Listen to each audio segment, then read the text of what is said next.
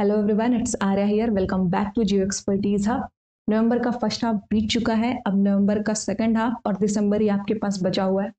31 दिसंबर से शुरू हो रहे हैं यूजीसी नेट के एग्जाम, जहां पर आई थिंक जियोग्राफी का जो डेट पड़ सकता है वो 3 से 5 जनवरी के बीच में पड़ सकता है। ओके, तो आपको क्या करना है, आपको अब सिर्फ और सिर्फ एमसीक्यू प्रैक्टिस पे ध्यान देना है। एंड बात रही सिलेबस कवरेज का, थीम को प्रैक्टिस करना है सिर्फ।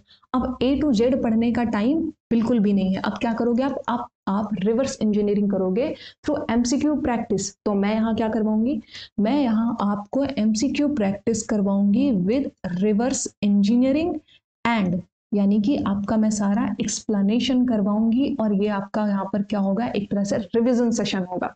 ओके, तो इसके पहले भी मैंने एक बैच लॉन्च किया था, वो था टीचिंग एग्जाम्स के लिए, सारे टीचिंग एग्जाम्स के लिए, जिसमें जियोग्राफी से रिलेटेड जो भी था सब कुछ मैंने पढ़ाया था। यूजीसी नेट वाले बच्चे भी उसको जाके जरूर से जरूर देखें, क्योंकि क्वेश्चन की क्वालिटी और एक्सप्लेनेशन बहुत अच्छा है। बट इस बैच में मैं कॉम्परेटिवली स्पीड करके चलूंगी एंड उसके बाद आप जो बताओगे उसके हिसाब से मैं फिर देखूंगी कि आप कितने पहुंचे हो और आपको कहाँ पे प्रॉब्लम हो रही है, फिर मैं उस हिसाब से अपनी स्पीड को कैरी ऑन करूंगी। अब यहाँ पे मैं क्या करने वाली हूँ, मैं यहाँ पर 30-30 क्वेश्चन के, ठीक है, 30-30 क्वेश्चन के हाई यील्ड क्वेश्चंस लेकर आऊंगी, हाई यील्ड एमसीक्यू क्वेश्चंस लेकर आऊंगी एक्सप्लेनेशन के साथ। तो यहाँ पर हम लोग क्या करेंगे, हम लोग यहाँ पे अच्छे क्वेश्चंस पकड़ेंगे जहाँ पे हम ज्यादा से ज्यादा कॉन्सेप्ट को सीख सकें। ठीक है, तो ये जो बैच है ना, ये आपके लिए जेआरएफ रेडी बैच है। ठीक है, तो डरने की कोई जरूरत नहीं है। एग्जाम 31 को है और आज के हिसाब से लगभग आपके पास जो टाइम बचा है, आई थिंक 45 डेज है। ठीक है, 45 डेज में आपको तैयार करना है 10 यूनिट्स। ओके, मैं क्या करने वाली हूँ, मैं 30-30 क्वेश्चन का बैच लेकर आऊंगी आप, और आप उस पर प्रैक्टिस करोगे। फाइन, अब चले स्टार्ट करें। कोई एकदम रिलैक्स होकर बैठो और आराम से बैठना, भागम भागी की कोई जरूरत नहीं है। ठीक है, चलो क्वेश्चन नंबर फर्स्ट पे आते हैं। Okay, loess consist primarily of fine grained sediment composed of which material. Loess आप लोग जानते हैं, लोएस की बात करें, थोड़ा सा लोएस के बारे में जान लेते हैं। लोएसेस क्या होते हैं, इसका कॉन्सेप्ट दो जगह पढ़ने को मिलता है आपको। ठीक है, पहला तो ये मिलता है ग्लेशियल लैंडफॉर्म में और दूसरा मिलता है आपको इसको विंड ड्रॉन। ठीक है, उसमें दो जगह पे मिलता है। ग्लेशियल में क्या होता है, एक्चुअली ये ग्लेशियल से कैसे रिलेटेड है, ग्लेशियल से ऐसे रिलेटेड है कि जब बर्फ फिसलती है तो ये नीचे की जो लैंड होती है उसको क्रश करते हुए जाती है और धीरे धीरे इसको एक फाइन सेडिमेंट में बदल देती है। तो इसका फॉर्मेशन कहाँ हुआ, फॉर्मेशन हुआ इसका ग्लेशिएटेड लैंड में। उसके बाद क्या होता है, फिर धीरे धीरे जब ये क्रश करके फाइन सेडिमेंट में बदल गया है और जो बर्फ है वो रिट्रीट हो गई, bye the time glacier retreat हो गया और यहाँ पर बर्फ पिघल चुकी है, अब यहाँ पर ये फाइन सेडिमेंट ओपन खुले में पड़े हुए हैं। तो अब हवा आएगी, हवा इसे क्या करेगी, स्वीप कर कर दूर कहीं लेकर जाएगी। तो लोएस क्या होता है, इतने महीन होते हैं कि अपने फॉर्मेशन वाली प्लेस से कहीं दूर उड़कर जाएंगे और वहां पर डिपॉजिट होंगे। तो ये एक डिपॉजिटेड लैंड फॉर्म है। ठीक है, डिपोजिशनल लैंड फॉर्म है। एक क्वेश्चन और आता है कि लोएसेस का एग्रीकल्चर पे क्या फर्क पड़ता है। तो ये पहली चीज मैं आपको बता दूं, ये ना बहुत ही ज्यादा फर्टाइल होता है। ठीक है, तो ये मत समझना कि लोएस फर्टाइल नहीं होता है, ये डेजर्ट से थोड़ा डिफरेंट काइंड ऑफ सॉइल होता है। ठीक है, ये डिजर्टेड सॉइल नहीं होता, ये फर्टाइल होता है। वैसे डेजर्ट की सॉइल भी फर्टाइल होती है, पर वहां पे एग्रीकल्चर पॉसिबल नहीं है, वो क्लाइमेटिक रीजन की वजह से पॉसिबल नहीं है। ठीक है, तो लोएस का बस समझ गए ना कि फॉर्मेशन हुआ ग्लेशिएटेड लैंड में, पर ये आके डिपॉजिट कहीं दूर पर हो रहा है। किसकी वजह से हो रहा है, विंड की वजह से हो रहा है। ठीक है, तो इसको एल्वियोनी डिपॉजिट लैंड भी कहते हैं। ओके, चलो यहाँ पे ऑप्शन देखते हैं। तो लोएस किससे कंसिस्ट होता है, किससे मिलकर बना होता है, क्ले से या कैल्शियम कार्बोनेट से, रॉक फ्रेगमेंट से, क्वार्ट्ज एंड सिल्ट से। चलो पॉज करो और ऑप्शन का आंसर दो। ठीक है, अब मैं आपको आंसर बताती हूँ, इसका आंसर होगा डी, क्वार्ट्ज एंड सिल्ट से बना होता है। थर्ड क्वेश्चन पे, in which climatic environment is chemical weathering most dominant. तो ये कह रहा है कि केमिकल वेदरिंग सबसे ज्यादा कहाँ पे डोमिनेंट होता है। आप एक केमिकल वेदरिंग के लिए जान लेना, केमिकल वेदरिंग वहां पर होता है जहां पर ह्यूमिडिटी होती है। केमिकल वेदरिंग होने के लिए सबसे जरूरी है ह्यूमिडिटी और वार्मथ। ठीक है, थोड़ी सी गर्माहट हो और ह्यूमिडिटी हो। अब यहाँ पे कहाँ पर ह्यूमिडिटी भी है, गर्माहट भी है, ये तो पहले ही कोल्ड हो गया, गायब हो जाएगा। ठीक है, क्योंकि केमिकल एक्टिविटी या केमिकल वेदरिंग होने के लिए गर्म इन्वायरमेंट होना जरूरी है। एरिड डेजर्ट रीजन नहीं, एरिड है मतलब ह्यूमिड नहीं है, ये भी नहीं होगा। टेम्परेट मैरीटाइम रीजन्स नहीं, और यहाँ पर होगा ह्यूमिड ट्रॉपिकल एरियाज। तो यहाँ पर क्या है, ट्रॉपिकल एरियाज क्या होते हैं, वो वार्म भी होते हैं, गर्म होते हैं और ह्यूमिड भी हैं। तो ऑप्शन क्या हो जाएगा, डी इसका सही हो जाएगा। देखते हैं question number 4। According to Davis which process leads to continuous transformation of uplifted landmass. Davis के अनुसार कौन सी प्रक्रिया नए उत्थान वाले भूभागों को निरंतर परिवर्तन की ओर ले जाती है। ठीक है, इसका जरा ऑप्शन देखो। ऑप्शन है endogenetic processes, orogenetic movement, isostatic adjustment और एक्सोजेनिक यानी कि डेनुडेशनल प्रोसेसेस। तो ये कह रहे हैं कि परिवर्तन किसकी वजह से हो रहा है। इस क्वेश्चन को जरा सा समझते हैं, पहले डेविस के बारे में थोड़ा सा और जान लेते हैं। जो डेविस है, इन्होंने एक थियरी दी है, जिस थियरी से ये क्वेश्चन आया है वो थियरी है नॉर्मल साइकिल ऑफ इरोजन। ठीक है, नॉर्मल साइकिल ऑफ इरोजन।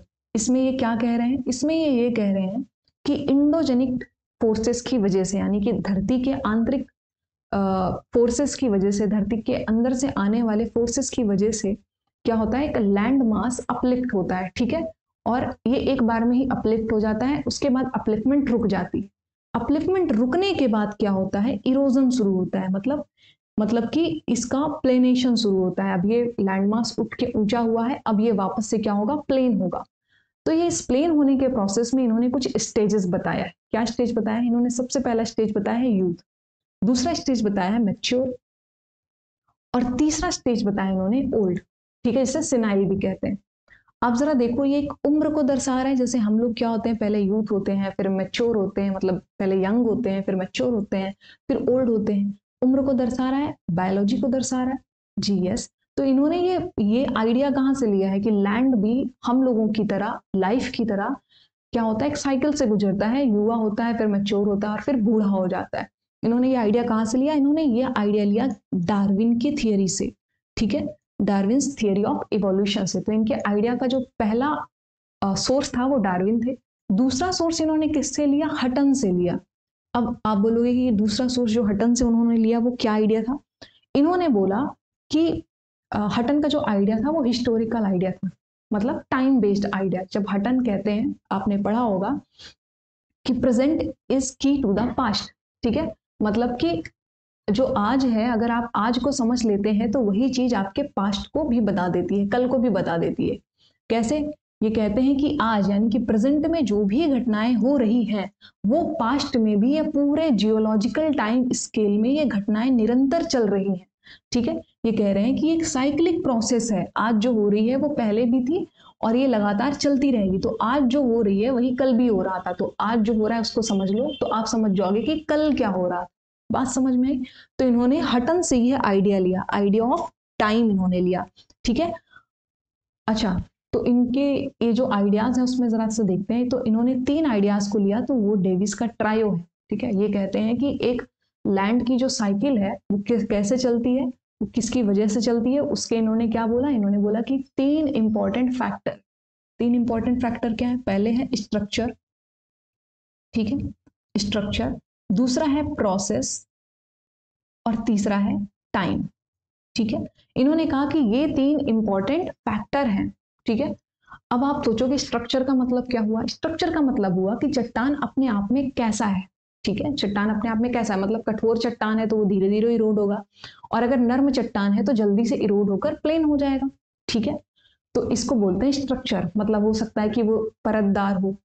ठीक है, हो सकता है उसका केमिकल कंपोजिशन ऐसा हो कि पहले कठोर हो और पानी में पड़ते ही तुरंत के तुरंत कमजोर पड़ जाए, जैसे कि चूना पत्थर वैसे तो कठोर होता है पर पानी पड़ते ही कमजोर हो जाता है।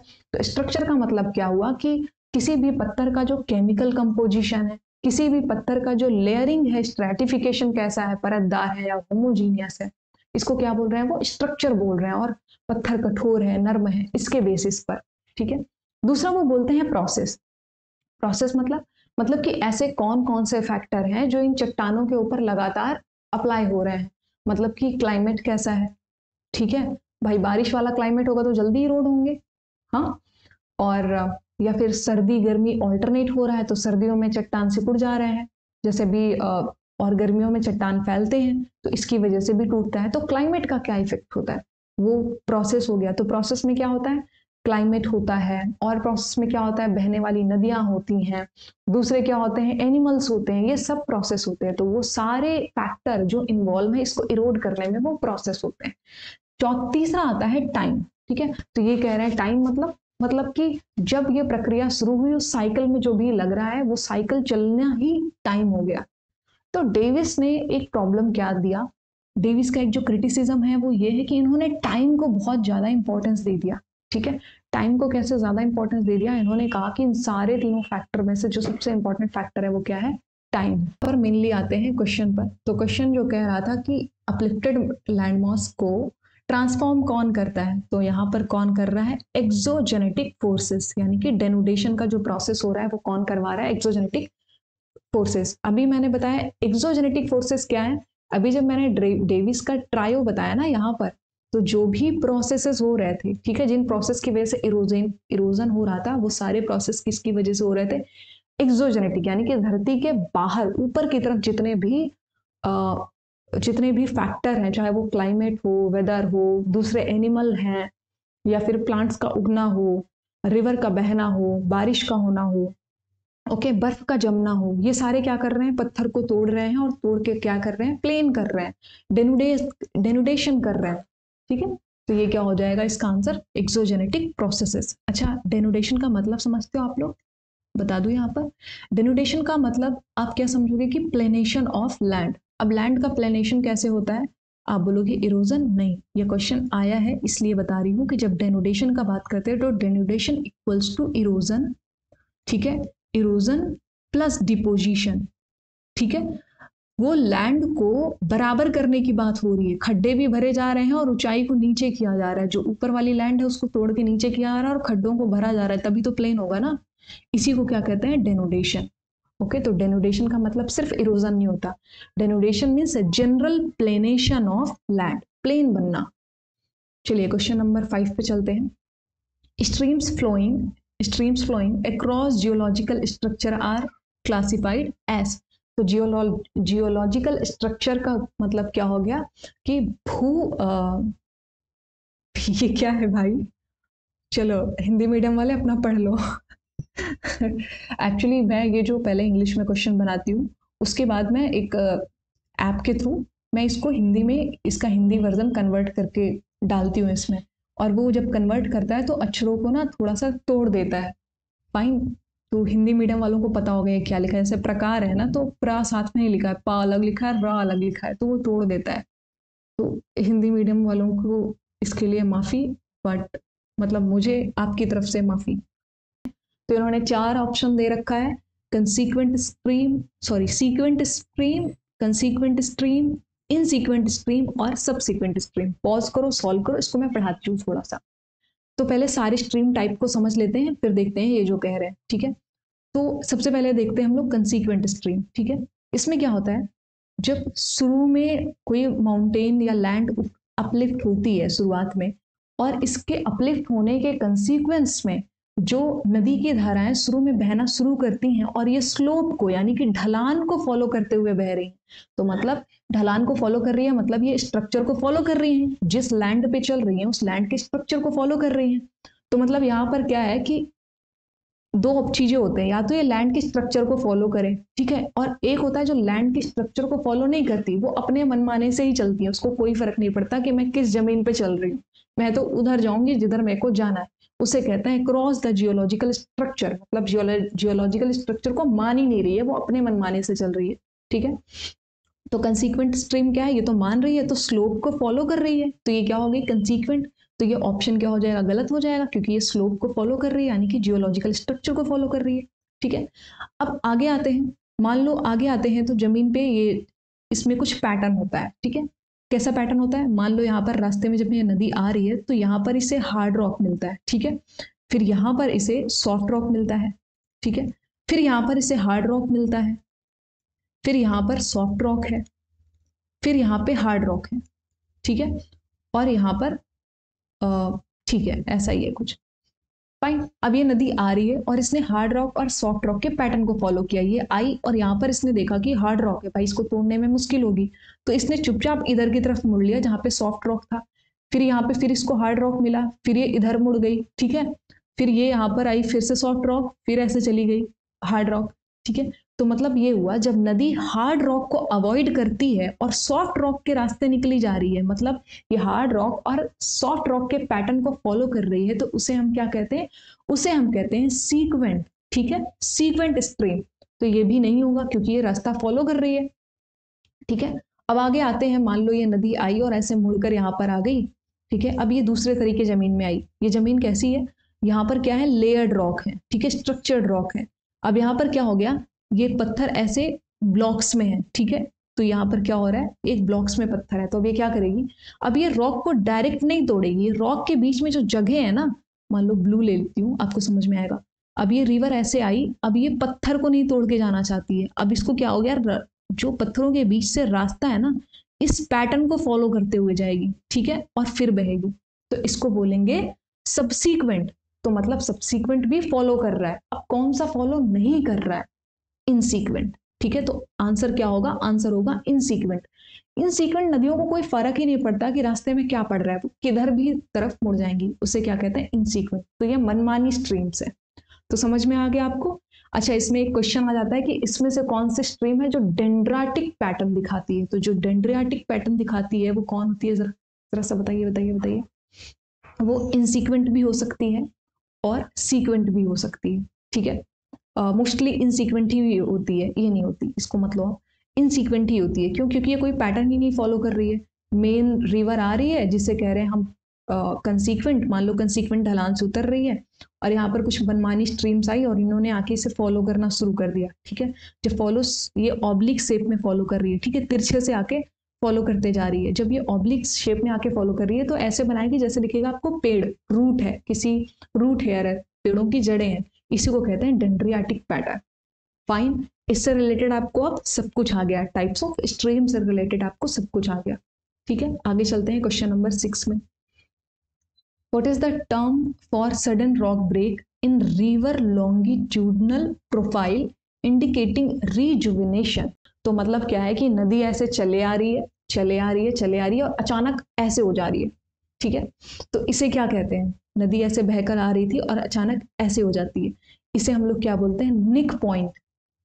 ये कैसे होता है, इसका रिवर के रिजुवेनेशन से क्या तात्पर्य है, क्या ताल्लुक है, ठीक है। ताल्लुक ये है कि मान लो यहाँ पर एक नदी थी, मान लो पहले हम एक स्ट्रक्चर बना के देखते हैं, ठीक है, और ये हो गया समुद्र, ठीक है। अब यहाँ पर हम एक नदी को उतारते हुए आते हैं, एक नदी है जो नीचे की तरफ उतर रही थी, ठीक है, नीचे की तरफ चलते चली आ रही थी, चलते चली आ रही थी, और यहाँ पर इसको पड़ रहा था समुद्र, ठीक है, समुद्र पड़ रहा था, तो ये डायरेक्ट समुद्र में मिल जा रही थी, ठीक है। लेकिन क्या हुआ कि समुद्र किसी वजह से खिसक के नीचे चला गया, यहाँ चला आया, ठीक है, किसी वजह से समुद्र खिसक के नीचे चला आया, फिर लैंड ही ऊपर की तरफ उठ गई, जो भी हुआ लैंड ही ऊपर की तरफ उठ गई। तो जो साइकिल यहाँ से शुरू होकर यहाँ पे खत्म हो जा रही थी, यहाँ पर इसका फिनिश पॉइंट था, अब इसका फिनिश पॉइंट आगे की तरफ बढ़ गया, ठीक है। फिनिश पॉइंट क्या हो गया, अब इसका लंबा हो गया, इतना लंबा और हो गया। तो जब फिनिशिंग पॉइंट दूर हो जाए और नदी का रास्ता लंबा हो जाए, इसी को कहते हैं रिजुवेनेशन, ठीक है, रिजुवेनेशन कहते हैं इसको। तो जब ये यहाँ पर मिल जा रही थी, अब ये अचानक से ये ढलान आई, तो अब यहाँ पर पानी क्या होगा, ऐसे करके यहाँ पर ये लैंड उठी हुई दिखेगी आपको, ठीक है, उठी हुई दिखेगी। इसी उठे हुए जगह को हम क्या कहते हैं, निक पॉइंट। और यहाँ पर अक्सर क्या बन जाता है, जल प्रपात, यानी कि वाटरफॉल, ठीक है। तो इसी को कहते हैं निक पॉइंट। तो निक पॉइंट का बनने का मतलब ये हुआ कि पहले यहाँ पर साइकिल खत्म हो रही थी, पर अब यहाँ पे साइकिल ना खत्म होकर और दूर जाके साइकिल खत्म हो रही है, साइकिल लंबी हो गई, ठीक है। तो इसे हम क्या कहते हैं, रिवर रिजुवेनेशन। और इसकी पहचान में एक पहचान क्या है, निक पॉइंट। पेनेप्लेन क्यों नहीं होगा, पेनेप्लेन इसलिए नहीं होगा, आंसर निक पॉइंट है, ठीक है। पेनेप्लेन इसलिए नहीं होगा कि पेनेप्लेन तब बनता है जब साइकिल खत्म हो जाती है, ठीक है। तो ये तो साइकिल खत्म होने का इंडिकेटर है। इंसाइज्ड मिएंडर कब बनता है, रिवर रिजुवेनेशन का तो इंसाइज्ड मिएंडर भी है भाई। और स्ट्रक्चरल बेंच, क्वेश्चन क्या था, what is the term for sudden break in the river. अच्छा, ब्रेक बोल रहा है, सडन ब्रेक। देखो, स्ट्रक्चरल बेंच, ठीक है, इंसाइज्ड मिएंडर और निक पॉइंट, ये तीनों ही रिवर रिजुवेनेशन का इंडिकेटर है, ठीक है। लेकिन यहाँ पर ये रिवर ब्रेक पॉइंट की बात कर रहा है कि सडन ब्रेक हो रहा है, रिवर के रास्ते में सडन ब्रेक हो रहा है, तो यहाँ पर आंसर निक पॉइंट ही होगा। लेकिन अगर यहाँ पे सिर्फ रिवर रिजुनेशन की फीचर्स को पूछता तो ये तीनों आ जाते पेनेप्लेन को छोड़ के। समझ में आ गया? आगे बढ़े, ठीक है, रिविजन हो रहा है। चलो यहाँ पर देखते हैं, व्हाट डज पैलिम्पसेस्ट टोपोग्राफी रिप्रेजेंट। पैलिम्पसेस्ट स्थलाकृति क्या दर्शाती है? ये क्वेश्चन बहुत अच्छा है, इस पर क्वेश्चन आएगा, आप सॉल्व करोगे और 2 नंबर जेब के अंदर कर लोगे। It's really important. ओके, चलो इसको समझने की कोशिश करते हैं। पहले ऑप्शन पढ़ते हैं। ये कह रहे हैं कि landform reaches a final peneplain stage. ये लैंडफॉर्म के बूढ़े होने के स्टेज को ही पैलिम्पसेस्ट कह रहे हैं, नहीं ये गलत है। दूसरा ऑप्शन है time independent process maintain steady state. ये कह रहे हैं कि एक ऐसा प्रोसेस है जो टाइम इंडिपेंडेंट है, नहीं ये भी नहीं है, ठीक है। और ऑप्शन नंबर 3 देखते हैं, surface feature written erased and rewritten by successive geomorphic processes. Yes, ये वाला आंसर सही होगा। इसको और अच्छे से समझते हैं तो ये वो टोपोग्राफी है जहां पर क्या हो रहा है कि एक लैंड फॉर्म है, ठीक है, इस पर back to back by the time कभी पर कोई ए प्रोसेस अप्लाई हो रहा है, कभी पर प्रोसेस बी अप्लाई हो रहा है और कभी प्रोसेस सी अप्लाई हो रहा है। मान लो कुछ मिलियन ईयर पहले ये प्रोसेस अप्लाई हो रहा था, ये मान लो ग्लेशिएशन, मान लो मैं बात कर रही हूँ, इसको अज्यूम करो कि मैं इंडियन प्लेट की बात कर रही हूँ, ठीक है। आपको पता है कि पहले इंडियन प्लेट अंटार्कटिका से जुड़ा हुआ था, ठीक है। तो जब इंडियन प्लेट अंटार्कटिका से जुड़ा हुआ था तो वहां पर मान लो कि कोई प्रोसेस ए अप्लाई हो रहा था, मतलब कि यहाँ पर जो प्रोसेस अप्लाई हो रहा था वो ग्लेशिएशन का हो रहा था। मतलब कि यहाँ पर जो भी इफेक्ट डालेगा वो कौन डालेगा, वो क्या डालेगा, आइस, ठीक है। बर्फ की वजह से यहाँ पर इरोजन होगा, और जब बर्फ की वजह से मान लो इरोजन हुआ तो यहाँ पर मोरेन हो गए, ठीक है, मोरेन हो गए। मैं किसी एक फीचर का नाम लेकर चल रही हूँ कि यहाँ पर बहुत सारे मोरेन हो गए। फिर धीरे धीरे क्या हुआ, इंडियन प्लेट खिसक के आई, कहाँ पर आई, ट्रॉपिकल क्षेत्र पे, ठीक है। अब अगर जब ये ट्रॉपिकल क्षेत्र में पहुंची तो क्या होता है कि ट्रॉपिकल क्षेत्र क्या है, ह्यूमिड है, ठीक है, ह्यूमिड है, ह्यूमिड के साथ साथ क्या है, वार्म है, और यहाँ पर बहुत सारी क्या है, रिवर्स है, यही है। अब क्या होगा कि यहाँ पर जो नया प्रोसेस अप्लाई होगा वो किसका होगा, यहाँ पर केमिकल वेदरिंग होना शुरू हो जाएगी और नदियों की वजह से कटाव वाले इरोजन शुरू हो जाएंगे, ठीक है, वैली वगैरह बनना शुरू हो जाएगी। और यहाँ पर जब आइस वाले क्षेत्र में था तो यू शेप्ड वैली बनी हुई थी, अब नदियों की वजह से जो वैली बनेंगी वो वी शेप्ड बनेंगी। तो अब क्या होगा, इस लैंड पर मोरेन के निशान रह जाएंगे, पूरी तरह से खत्म नहीं होंगे, मोरेन वाला फीचर रह जाएगा, पर उसी के ऊपर एक नया फीचर भी आ जाएगा जो ट्रॉपिकल क्षेत्र में उसने फीचर पाया है, ठीक है। तो मतलब पुराने फीचर पूरी तरह से इरेज नहीं होंगे, या फिर एक लैंड पर multiple feature bye the time, कभी बर्फ के फीचर थे फिर उसके ऊपर एक नए निशान आ गए जो ट्रॉपिकल लैंड में जाने की वजह से हो गया, ठीक है। तो इसको क्या कहेंगे हम लोग, पैलिम्पसेस्ट टोपोग्राफी, जहां पर एक से ज्यादा जियोमॉर्फिक प्रोसेसेस के होने के निशान। आते हैं क्वेश्चन नंबर 8 पे, what differentiates Davis slope decline theory from Penck's slope replacement theory. तो आप लोग जानते हैं 3 लोगों की इंपॉर्टेंट थ्योरी है, एक है डेविस, दूसरे हैं पेंक और तीसरे हैं किंग, ठीक है। ओके, अब यहाँ पर किसको कंपेयर किया है, डेविस को कंपेयर किया है, पेंक को कंपेयर किया है, ठीक है। चलो यहाँ पे ऑप्शन देखते हैं क्या है। इन्होंने बोला कि Davis emphasized scarp retreat, Penck emphasized down wearing. तो ये कह रहे हैं कि डेविस ने स्कार्प रिट्रीट की बात की है, तो इन्होंने मतलब कि ऐसे मान लो कोई खड़ी ढलान वाला है, खड़ी ढलान को ही क्या कहते हैं, स्कार्प कहते हैं, स्कार्प कहते हैं। तो कह रहे हैं धीरे धीरे क्या होगा, ये पीछे साइड खिसकता चला जाएगा और छोटा होता चला जाएगा। नहीं, इन्होंने ऐसा नहीं कहा था, बल्कि ये स्कार्प रिट्रीट वाली जो थियरी है ये पेंक की है, ठीक है। एंड सेकंड ऑप्शन पढ़ते हैं, Davis proposed slope angle decrease over time and Penck propose steeper slope replaced by gentler ones, ठीक है। ऑप्शन सी देखते हैं, बोथ अज्यूम्ड रैपिड अपलिफ्टमेंट। नहीं, डेविस ने कहा था कि रैपिड अपलिफ्टमेंट होता है, तो अगर ये सिर्फ डेविस के लिए है तो सही है, लेकिन यहाँ पे पेंक के लिए है। तो पेंक ने बोला था कि जो अपलिफ्टमेंट है वो हमेशा होता रहता है और साथ ही साथ इरोजन होता रहता है। तो एक्चुअली पेंक की जो थियरी है वो अपलिफ्टमेंट और इरोजन का, अपलिफ्टमेंट एंड इरोजन का बैलेंस होता है, ठीक है। तो ये भी ऑप्शन यहाँ पे गलत हो जाता है। And Davis focused on rounding off crest, जी नहीं। तो इसका जो सही ऑप्शन होगा वो होगा बी। आते हैं हम लोग वेगनर पर। ठीक है, वेगनर पर आते हैं जरा। वेगनर के बारे में क्या पूछा है? वेगनर्स थियरी ऑफ कॉन्टिनेंटल ड्रिफ्ट, ठीक है, suggest that the disruption rifting and drifting of continent block begin in which geological period. तो दरअसल वेगनर ने जो थ्योरी दी है उस थ्योरी के अकॉर्डिंग इनका जो ड्रिफ्टिंग है वो कब स्टार्ट होता है। ठीक है, तो वेगनर ने अपनी थ्योरी कब दी थी? 1912 में।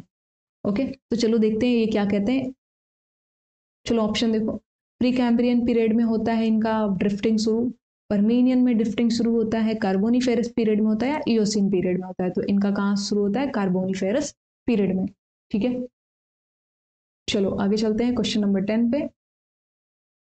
What was the primary driven force hypothesized by Wegener for the westward movement of continental block Sial over Sima?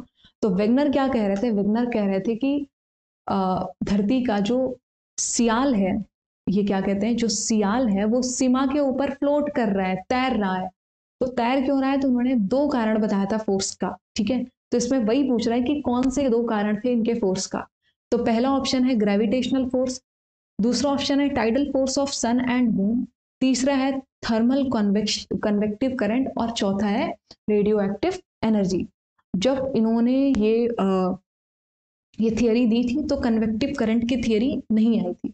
ठीक है, theory of convection convective current किसने दिया था? याद करो जरा सा। एंड इसका जो ऑप्शन होगा बी होगा। ठीक है, इन्होंने कहा कि जो टाइडल फोर्स है सन और मून का, उसकी वजह से, और एक दूसरा भी कहते हैं फोर्स ऑफ बयंसी की वजह से। ठीक है, मतलब नीचे से जो सीमा है, सीमा क्या है? लिक्विड के फॉर्म में है। तो ये क्या करेगा? जैसे आप पानी में कोई चीज गीला होता है, पानी होता है, आप उसमें कोई चीज डुबाने की कोशिश करते हो तो वो बाउंस बैक होता है, ऊपर की तरफ वापस आने की कोशिश करता है।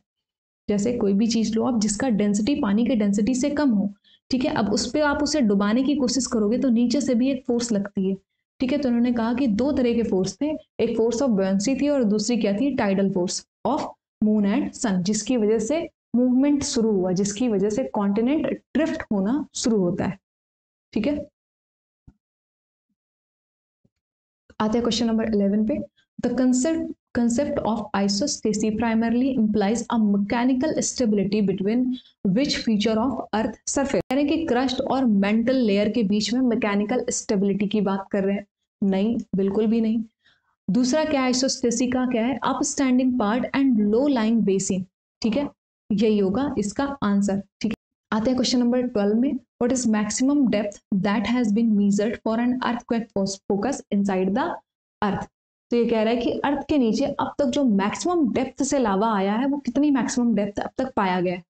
ठीक है, पॉज करके ऑप्शन देखो और मैं इसका आंसर बताती हूँ। वो है 700। ठीक है, ये लावे का फीचर आप जरा सा सोचिए, इस लावे का कैरेक्टर कैसा होगा। ठीक है, अगर ये 700 किलोमीटर की गहराई से आ रहा है, तो जैसे कि आप जानते हो कि धरती के जो ऊपरी हिस्सा है, जितने ऊपर रहोगे उतना ज्यादा सिलिकेट मिनरल होगा। ठीक है, और जैसे जैसे आप नीचे जाते जाओगे सिलिकेट मिनरल रिड्यूस होकर दूसरे हेवी मेटालिक मिनरल से रिप्लेस होता जाएगा। और जो सिलिकेट मिनरल है उसका जो फीचर है वो क्या है कि वो एसिडिक इन नेचर है। ठीक है, उसका नेचर क्या है? एसिडिक है, और इसका जो लावा होता है वो बहुत थिक होता है, बहुत गाढ़ा होता है। ठीक है, और जब जैसे जैसे नीचे जाते जाओगे तो सिलिकेट घटता जाएगा। जब सिलिकेट घटता जाएगा तो इसका जो नीचे वाले का जो फीचर होगा या नेचर होगा, क्या होगा? वो बेसिक होगा, और ये क्या होगा? बहुत ही फ्लूइड नेचर का होगा। ठीक है, मतलब बहेगा।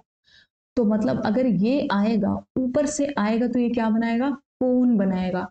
और ये वाले क्या बनाएंगे? ये बनाएंगे शील्ड वैल्कानो, या फिर क्या बनाएंगे? प्लेट्यू बनाएंगे, पठार बनाएंगे। Question number 13, orogenic movement. ओरो का मतलब होता है जब माउंटेन से रिलेटेड हो। ठीक है, responsible for folding are primarily caused by which type of force? तो ये कह रहा है कि जब माउंटेन बनते हैं तो किस तरह के फोर्स लगता है। ठीक है, माउंटेन के बनने में किस तरह का फोर्स लगता है। तो यहाँ पर मान लो दो प्लेट्स हैं, दोनों एक दूसरे से टकराएंगी। ठीक है, कन्वर्जेंस होगा, तभी क्या बनेगा? यहाँ पर क्रिम्पल्ड होगा, और यहाँ पर क्या बनेगा? माउंटेन बनेगा। तो देखते हैं यहाँ पर कैसे फोर्स लग रहे हैं। वर्टिकल फोर्स लग रहा है। वर्टिकल फोर्स में क्या होता है? फॉल्टिंग होती है। ठीक है, फॉल्टिंग होती है। तो यहाँ पर होस्ट और ग्रेबन बनेगा। अब दूसरा ऑप्शन क्या है? Horizontal and tangential force. तीसरा है सडन फोर्स और ग्रेविटेशनल फोर्स। ठीक है, तो इसका ऑप्शन क्या होगा? सी होगा, सॉरी बी होगा।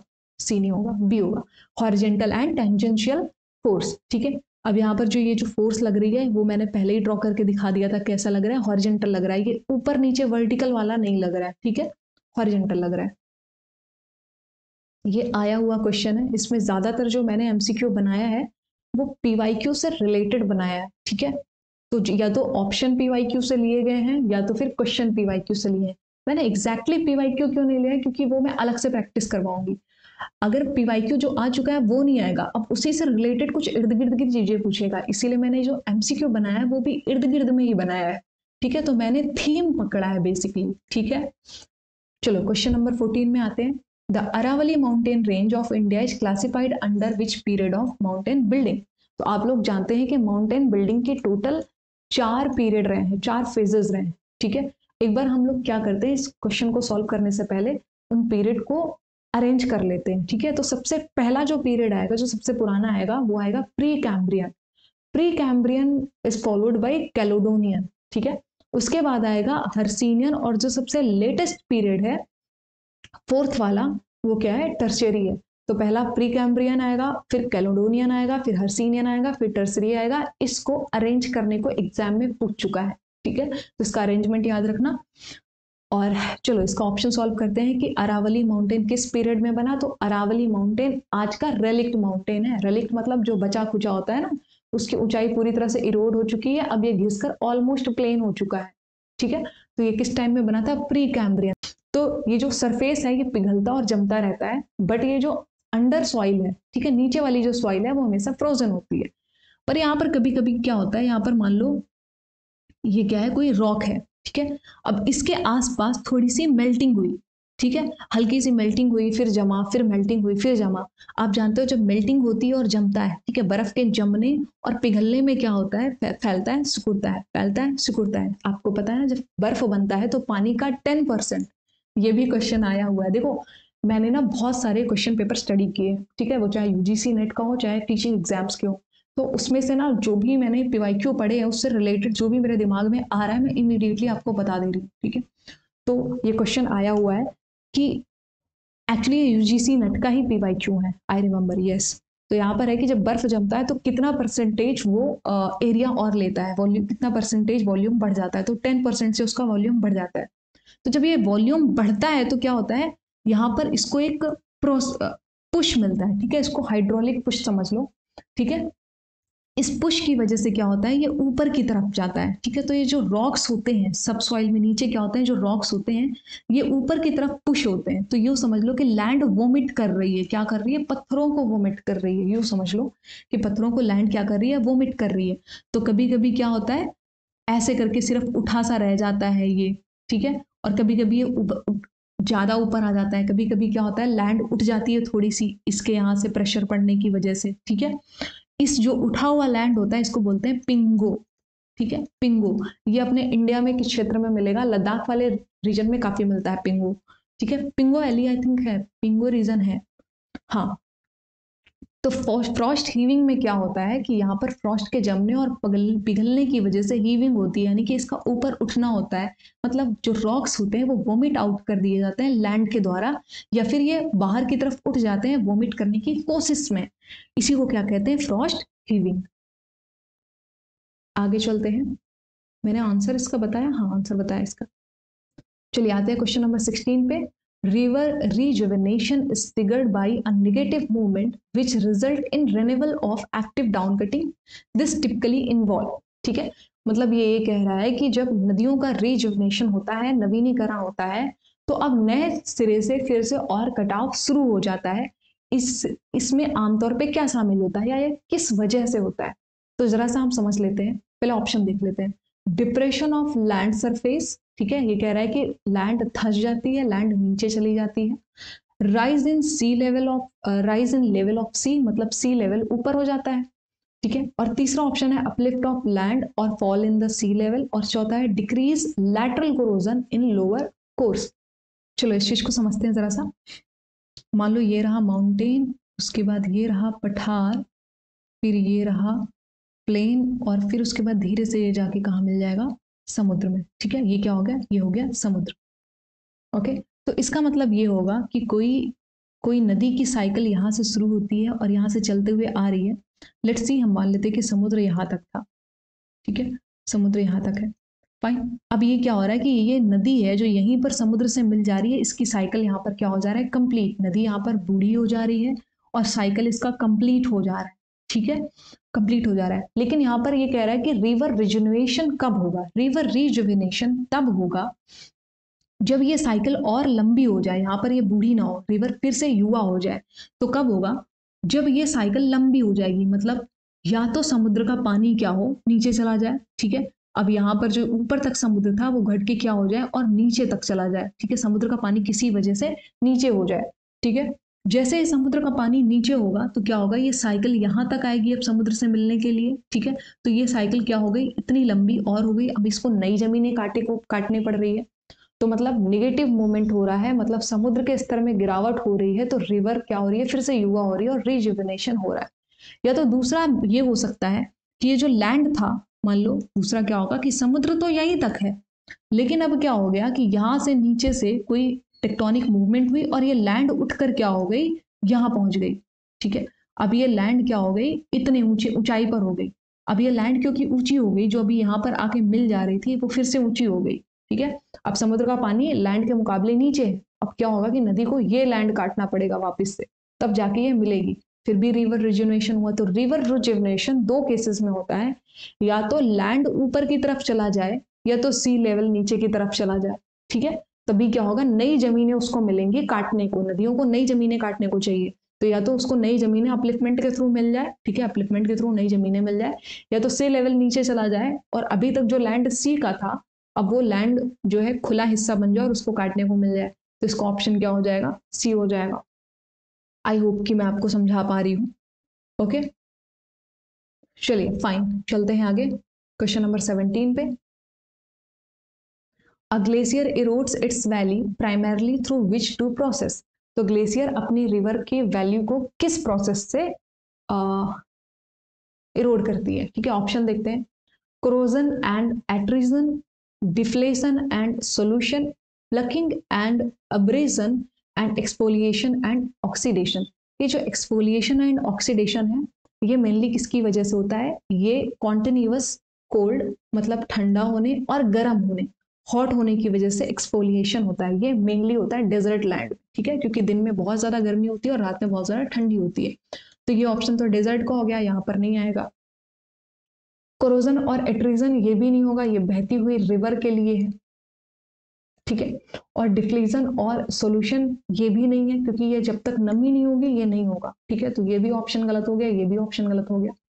तो यहाँ पर ऑप्शन क्या है, सी सही है, प्लकिंग एंड अब्रेजन। प्लकिंग का मतलब क्या होता है कि पहाड़ है, ठीक है, पहाड़ है और पहाड़ों पर ये जो बर्फ है ये क्या कर रहा है, जब ये खिसक के ग्लेशियर नीचे आ रहा है, ग्लेशियर का मतलब होता है रिवर ऑफ आइस। आप इससे सिंपल समझ लो कि रिवर ऑफ आइस वो नदी जो बर्फ की है, ठीक है। अभी अभी ये खिसकेगी ना तो ये अपने साथ, ये ठोस होता है आइस, क्योंकि ये ठोस है तो घर्षण बहुत ज्यादा होगा।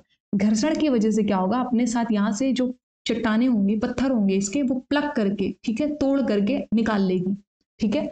तो यहाँ पर प्लकिंग से, इसको प्लकिंग के मेथड से ये चट्टान को घर्षण के थ्रू ग्लेशियर तोड़ेगा, बर्फ तोड़ेगा और फिर उसके बाद क्या होगा, नीचे क्या होगा, अब्रेशन होगा। फिर अब्रेजन मतलब वो घिसेगा आपस में, ठीक है, बर्फ में ये रगड़ रगड़ कर क्या होगा, छोटे छोटे टुकड़ों में बदल जाएगा, इसको क्या कहते हैं, एब्रेजन। तो ऑप्शन सी क्या होगा, right answer. Okay, option 8, question number 18 पे आते हैं। अ ब्लिस्टर और igneous mound with a dome shaped upper surface and a level base which are up overlying sedimentary strata is known as। देखो आप लोग सोचे होंगे मैं क्वेश्चन इतना लंबा क्यों लिख रही हूँ, क्योंकि क्वेश्चन इटसेल्फ किसी चीज को डिफाइन कर रहा है, तो उसको सही से पढ़ो। ये कह रहा है कि गुंबद के आकार की ऊपरी सतह, ठीक है, यहाँ पर एक जो छाले के आकार की होगी, ठीक है, एक फफोले जैसा होगा, जो ऊपर के तलछट स्तर को महोबदार बनाता है, किस नाम से जाना जाता है, ठीक है। यहाँ पर आई थिंक मुझे आपको इसको एक पिक्चर से समझाना चाहिए, ठीक है। मैंने यहाँ पर एक इमेज लिया है, ओके, इस इमेज से मैं आपको समझाने की कोशिश करती हूँ। थोड़ा सा इस इमेज को मैं बड़ा कर लेती हूँ। हियर आई होप कि अब दिख रहा होगा आपको, नहीं दिख रहा होगा, थोड़े नजरें गड़ा के देखो, दिख जाएगा। ओके, तो हम लोग एक काम करते हैं, हम लोग यहाँ पर वेलकोनो के इंटीरियर स्ट्रक्चर को समझ लेते हैं, ठीक है, इंट्रूसिव लैंडफॉर्म को, ठीक है। फाइन, चलिए आइए देखते हैं। सबसे पहले हम लोग देखते हैं सिल एंड डाइक को, ठीक है। अब सिल क्या होता है? सिल एक हॉरिजेंटल बेडिंग प्लेन होता है, ठीक है। क्या होता है? हॉरिजेंटल बेडिंग प्लेन, ठीक है। अगर ये देखने में आपको ऐसा लग रहा होगा कि बस एक ये पाइप जैसा निकल के आया है, ये पाइप जैसा नहीं है, ये प्लेन है, ठीक है, और ये बेड की तरह मतलब ऐसे शीट की तरह बिछा हुआ है, तो ये सिल है, ठीक है। ऊपर से अब इसी के अपोजिट एक चीज देखते हैं, डाइक। तो सिल क्या था? हॉरिजेंटल बेडिंग प्लेन, मतलब एक बिछा हुआ हॉरिजेंटल शीट की तरह बिछा हुआ क्या होता है? ये सिल होता है। और ये सिल किसके बीच में बन रहा है? जरा सीधे देखो, यहाँ पर लेयर ऑफ रॉक है, सेडिमेंट्री रॉक है, उसके लेयर के बीच में बन रहा है, ठीक है। एक के ऊपर एक सेडिमेंट्री रॉक की लेयर है, उन्हीं लेयर के बीच में सिल बिछ जा रहा है खुद, ठीक है। उसके बाद आते हैं डाइक। अब डाइक भी दिखने में किसी दीवार की तरह है, सॉरी पाइप की तरह है, पर ये असल में किसी दीवार की तरह है, मतलब कि ये यहाँ से गया ऐसे, अब ये पीछे कहीं कुछ दूर 100 मीटर 200 मीटर समटाइम किलोमीटर उससे भी लंबा चला जाता है, ठीक है। तो ये डाइक क्या होता है? ये डाइक क्या होता है? आप लैंड पर खड़े होगे और लैंड पर ये आपको चलोगे तो कुछ दीवार जैसा दिखेगा, ठीक है। तो ये क्या होता है? डाइक है अंदर एक वर्टिकल दीवार की तरह होता है, थोड़ा बहुत टेढ़ा वेढ़ा होएगा बट वर्टिकल दीवार की तरह होता है, तो ये क्या है? डाइक। अब आते हैं नीचे, कुछ तीन है जो मिलते जुलते नाम है, जरा सा देखते हैं। पहला है लोकोलिथ, दूसरा है फैकोलिथ और तीसरा है लोपोलिथ, ठीक है। तो सबसे पहले लैकोलिथ को देखते हैं। यहाँ पर क्या होता है? नीचे बैथोलिथ से नहीं, ठीक है, बैथोलिथ खुद लावा का सोर्स नहीं है, ओके। बैथोलिथ एक खुद बहुत बड़ा जमाव है लावा का। तो यहाँ पर क्या है कि नीचे से लावा आ रहा है स्ट्रेटोस्फेयर से, पाइप के फॉर्म में आ रहा है, ठीक है, पाइप के फॉर्म में आ रहा है, फाइन, दीवार के फॉर्म में नहीं आ रहा है, पाइप के फॉर्म में आ रहा है। तो ये क्या हुआ? पाइप के फॉर्म में आया और यहाँ पर ये ढेर सारा क्या हुआ, मान लो यहाँ पर ये आगे पेनेट्रेट नहीं कर पाया, जब पेनेट्रेट नहीं कर पाया तो इसको उठा दिया, ओके, उठा दिया और यहाँ पर ये इकट्ठा हो गया पूरे में, ठीक है, गुंबद की तरह, किसी छाले की तरह यहाँ पर इकट्ठा हो गया। तो इसे क्या कहेंगे? लोकोलिथ। एक तरह से ये मशरूम जैसा दिखेगा, ठीक है। ये पाइप से अगर यहाँ पर देखना शुरू करोगे तो ऐसे पाइप जैसा आया, उसके बाद मशरूम की छतरी, ठीक है, ये क्या हो गया? लोकोलिथ, फाइन। अब दूसरा आता है, हम देखते हैं लोपोलिथ। अब लोपोलिथ में क्या होता है? जो पाइप नीचे से आ रही थी वही ये सॉसेज की शेप में क्या होगा? ऐसे आ रहा है। सिल जो था वो बिछा हुआ बेडिंग प्लेन की तरह था, पर ये बेडिंग प्लेन की तरह नहीं है भाई साहब, ठीक है। ये क्या है? ये किसी बेसिन की तरह है, ठीक है, रिवर बेसिन समझते हो, ठीक है, छिछले बेसिन की तरह है, ओके। तो लैकोलिथ जो था ये ब्लिस्टर छाले की तरह है और ये किसी की तरह, लोपोलिथ किसकी तरह है? बेसिन की तरह है। उसके बाद आते हैं हम फैकोलिथ पे, तीसरा। फैकोलिथ क्या है? जैसे लेंस होता है ना, convex lens, concave lens, convex lens, concave lens. अब इसमें क्या था? ये भी पाइप की तरह आया, ठीक है, और इसने यहाँ पर छाला भी बनाने की कोशिश की, ब्लिस्टर भी बनाने की कोशिश की, पर क्या हुआ? इसको यहाँ से लीकेज मिल गया। अब ये लीकेज भी क्या हुआ? ये नीचे चला गया, तो ये क्या बना लिया? कनकेव बना लिया, ठीक है। तो इसको लीकेज नहीं मिल पाया था कि ये यहाँ पर ऐसे आ जाए, तो यहाँ पर ये छाले जैसा बन के खत्म हो गया। इसको लीकेज मिल गया तो ये पहले यहाँ पर जमा हुआ, फिर यहाँ पर जमा हुआ, तो कन्वेक्स बनाया, फिर कनकेव बनाया। तो कितने हो गए? तो सबसे पहले आपने सिल और डाइक को एक साथ पढ़ लिया, उसके बाद ये जो लोकोलिथ लोकोलिथ, लोपोलिथ और फैकोलिथ, इनको साथ में पढ़ लिया। उसके बाद हम देखते हैं बैथोलिथ, ठीक है। बैथोलिथ क्या है? बैथोलिथ बहुत ही नीचे साइड मिलेगा। चलो जरा सा यहाँ पर देखो पहले, ये जो मैंने अभी पढ़ाया इसको बोलते हैं हाइपरबेसल, ठीक है, मतलब छिछले उथले गहराई में है, ये बहुत ज्यादा गहराई में नहीं है, तो छिछले में ही मिल जाएगा। बट ये क्या होता है? ये इसको बोलते हैं पातालीय चट्टानें, ठीक है, हिंदी वालों, पातालीय चट्टानें, ठीक है, यानी कि plutonic rock, okay. Intrusive landform of volcanic land पढ़ लिया, ठीक है, वेल्कानो का इंट्रूसिव लैंडफॉर्म खत्म कर लिया। अब आते हैं क्वेश्चन नंबर 19 पर। Some rocks such as clay are highly porous but are considered impermeable. तो ये कह रहा है कि जो कुछ चिकनी मिट्टी होती है, चिकनी मिट्टी क्या होती है? उसमें छिद्रपूर्ण होती है, ठीक है, लेकिन उन्हें अभेद्य माना जाता है। क्यों भाई? तेरा ऑप्शन देखते हैं। ये कह रहा है कि ये वाटर एब्जॉर्ब नहीं करते हैं। ये ऑप्शन गलत है क्योंकि ये बहुत अच्छे से वाटर एब्जॉर्ब करते हैं, okay. They allow water to pass through them easily. तो ये कह रहा है कि वो अपने से वाटर को होकर जाने देते हैं, नहीं, एब्जॉर्ब करते हैं पर होकर जाने नहीं देते हैं, ठीक है। तो water is easily absorbed but does not move easily through the rock due to small pore space. तो इनमें इतना पोर होता है क्योंकि ये कण बहुत छोटे होते हैं, तो इनके जो पोर होंगे वो भी बहुत छोटे होंगे, तो पोर इतना होता है कि उनके बीच वाटर आ तो जाता है बट वो नीचे पास नहीं हो पाता, तो इसका ऑप्शन नंबर सी सही होगा। आते हैं क्वेश्चन नंबर 20 पे। Match the key theory in which development of plate tectonic with the scientist proposed. ठीक है, तो ये कह रहा है कि टेक्टोनिक प्लेट, जब टेक्टोनिक का जो कंसेप्ट है वो डेवलप हो रहा है उसके दौरान बहुत सारी थियरीज डेवलप की गई थी। ठीक है, तो आप जो टेक्टोनिक प्लेट थियरी पढ़ते हो वो आज का नहीं है, मतलब वो अचानक इकट्ठे एक बार में ही नहीं दिया गया है, वो एक डेवलपमेंट के तौर पर आया, बहुत सारी थियरी बारी बारी से आते रही, देन फाइनली टेक्टोनिक प्लेट एक कंक्लूजन के तौर पर निकला। तो उन सारी थियरीज के बारे में पूछ रहा है कि प्रोपाउंडर कौन है। ऑप्शन देखो और सॉल्व करो। ठीक है, चलो मैं बताती हूँ। सबसे पहले है कॉन्टिनेंटल ड्रिफ्ट थियरी, जिसे दिया है अल्फ्रेड वेगनर ने। उसके बाद है थर्मल कन्वेक्शन करंट थियरी, तो कन्वेक्शन करंट थियरी किसने दिया है? अर्थर होम ने दिया है।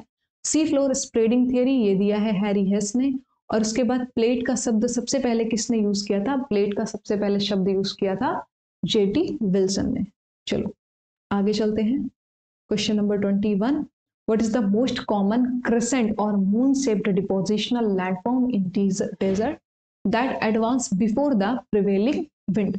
तो इसका ऑप्शन देखते हैं। तो ये कह रहा है कि क्रेसेंट के शेप में है, मतलब ये कुछ ऐसा शेप बोल रहा है। ठीक है, जो सीफ होता है, सीफ का मतलब ही होता है तलवार, तो ये इस शेप में होगा।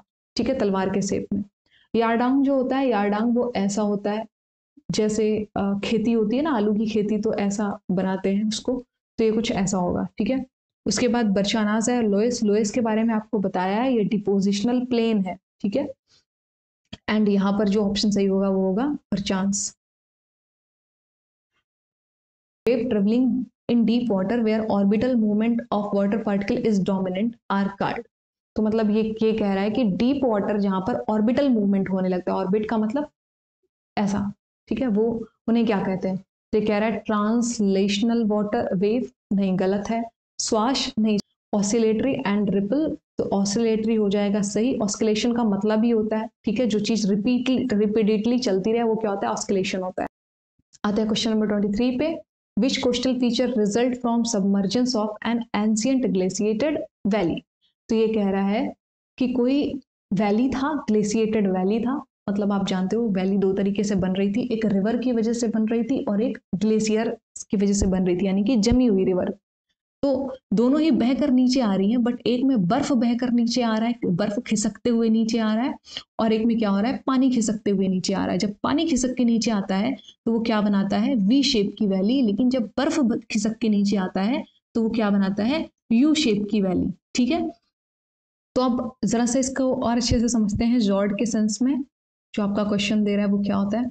एक्चुअली में क्या हुआ कि मान लो ये पहाड़ से खिसक के बर्फ आ रहा है, ठीक है, और इसने यू शेप की वैली बना रखी है। ठीक है, तो अभी तो मान लो यहाँ पर ढेर सारा बर्फ है, ठीक है, बर्फ आ रहा है और यू शेप की वैली से आ रहा है। लेकिन कुछ समय के बाद, जब प्लीस्टोसीन इरा के बाद जब गर्म पीरियड आता है, तो क्या होता है? सारी बर्फ पिघल जाती है और ग्लेशियल क्या होता है? ग्लेशियर रिट्रीट हो जाता है, पीछे चला आता है और समुद्र का स्तर ऊपर आ जाता है। तो मतलब जो वैली अभी तक बर्फ से ढकी हुई थी, अब उस वैली में क्या कर लिया? समुद्र का पानी घुस गया है अंदर, इनक्रोच कर दिया है, तो उसे क्या बोलेंगे? उसे बोलेंगे जॉर्ड। और अगर यहीं पर वी शेप वैली होती और उस पर समुद्र का पानी घुस गया होता, इनक्रोच कर गया होता, तो उसे हम क्या बोलते? राया। तो राया और जॉर्ड में यही अंतर है, दोनों ही वैली है जिसमें समुद्र का पानी घुस आया है, इनक्रोच कर गया है, पर जॉर्ड क्या है? ये ग्लेशिएटेड वैली है, और राया क्या है? वी शेप की रिवर से बनाई हुई वैली है। इसका एग्जाम्पल मैं आपको दूं, नर्मदा रिवर। ठीक है, नर्मदा रिवर पे इसका एग्जाम्पल मिल जाएगा। चलिए आगे चलते हैं।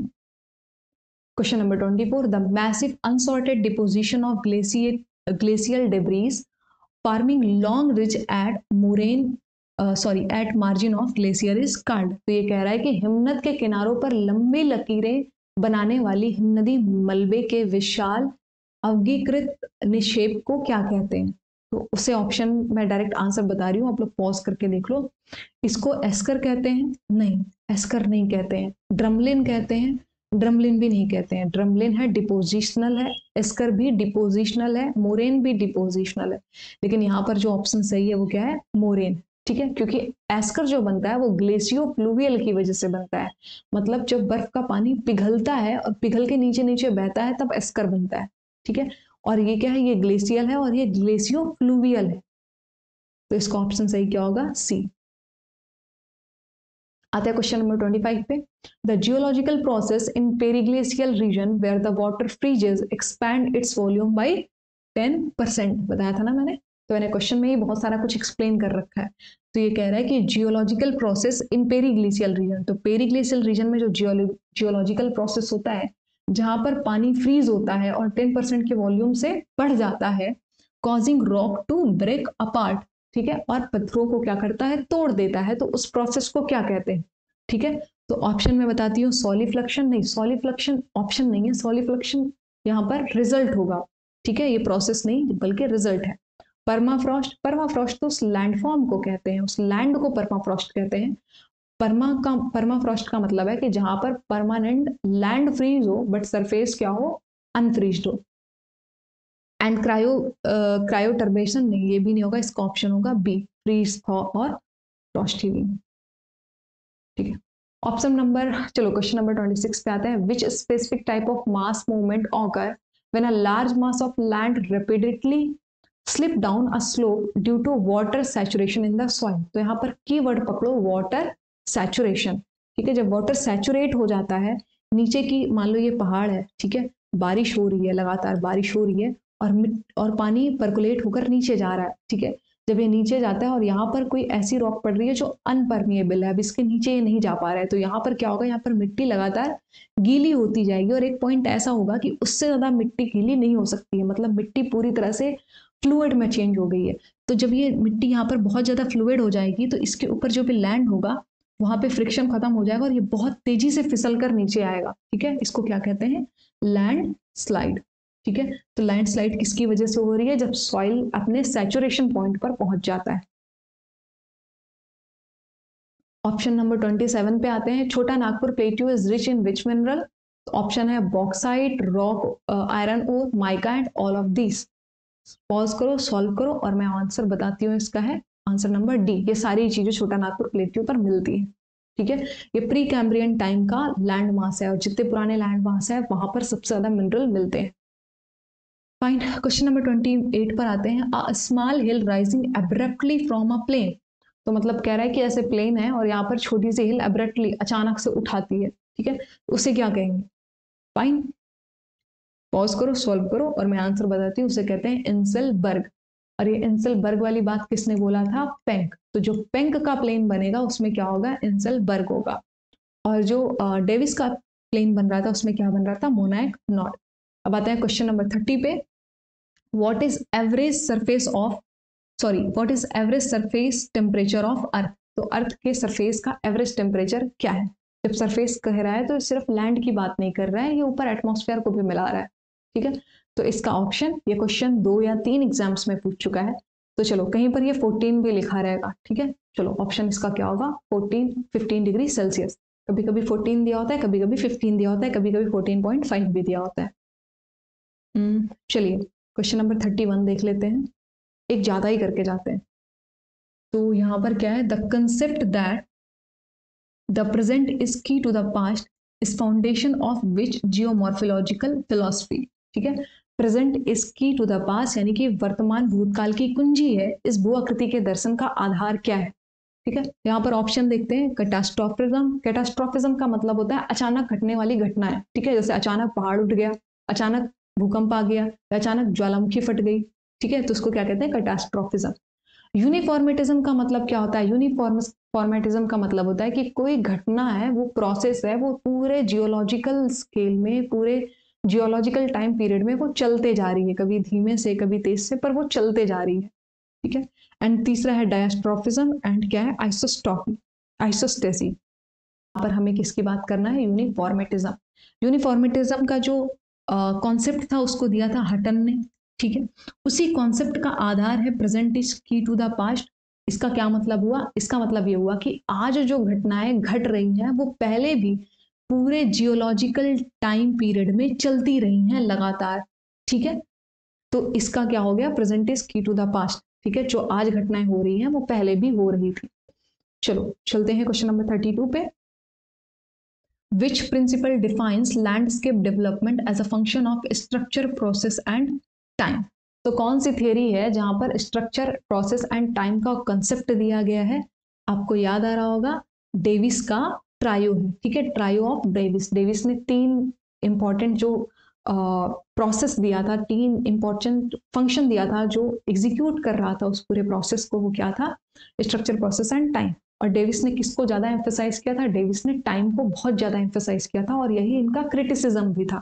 ठीक है, इन्होंने स्ट्रक्चर को अवॉइड किया था, इन्होंने प्रोसेस को अवॉइड किया था, इन्होंने क्लाइमेटिक कंडीशन को क्या कह दिया था, एक्सीडेंट कह दिया था, कि बहुत ही कम प्रभाव होता है और कभी कभार थोड़ा बहुत प्रभाव होता है। ओके फाइन, देखो यहाँ पर कॉन्फिडेंटली बहुत सारे एस्पेक्ट आपके तैयार हो गए। फाइन, अब हम लोग नेक्स्ट वीडियो में नेक्स्ट पार्ट करेंगे इसका, और जो टीचिंग के लिए मैंने पढ़ा रखा है वो भी